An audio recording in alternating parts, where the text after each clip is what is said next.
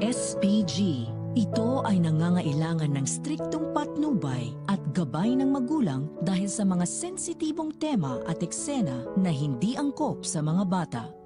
Itanggol na kaya ang siyang magliligtas kay Mokang upang matakasan nito ang kanyang pekeng asawang si Ramon na siya ngang tunay na ama ng ating bidang si Tanggol. Di nga nagtagumpay si Mokang sa kanyang balak na tumakas dahil naabutan siya ni Ramon at dahil dito ay mas lalong pinaghigpitan pa ni Ramon ang mga bantay sa paligid ng kwarto ni Mokang maging sa buong mansyon. Sa hindi inaasahan, napaglayuman sila ng tadhana ay muling magkukross ang kanilang mga kapalaran dahil matapos mabisita ni Tanggol ang kanyang lola Tinding na imbis bumalik na sila sa facility ay malilihis ito matapos mabalitaan ni Tanggol na marahil pinagmamalupitan si Mokang ng kanyang napangasawa dahil maging ang mga magulang nito ay pinalayas sa mansyon. Ang kapatid nitong si Edwin ay nakakulong, kaya naman to the rescue si Tanggol dahil hindi umano siya matatahimik hanggat hindi niya alam ang kalagayan ni Mokang. Kaya naman labagman sa kalooban ni Bubbles ay wala na nga siyang magawa sa kabila ng alam niyang malalagot sila kay Chip Espinas dahil paniguradong nag-aalala na ito sa kung ano ang nangyari sa kanila.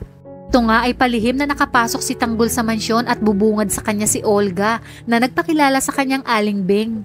Lahat ni Olga upang agad na mapaalis si Tanggol ng mansyon dahil batid niyang pag nakita ito ni Ramon ay mauuwi sa wala ang lahat ng kanyang pinaghirapan. Alam kasi ni Olga na kahit hindi magsalita si Tanggol o si Ramon, agad na matutukoy ni Ramon dahil kamukhang kamukha niya ito nung siya ay kabataan.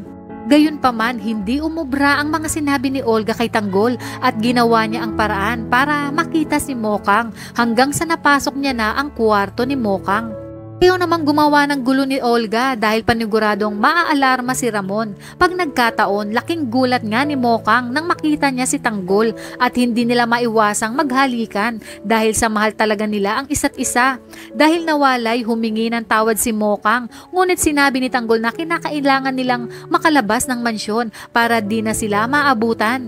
Sa inyong palagay, makakalabas kaya sila ng mansyon nang hindi nalalaman ni Ramon o ito na ang itinakdang panahon upang magkita ang mag-ama?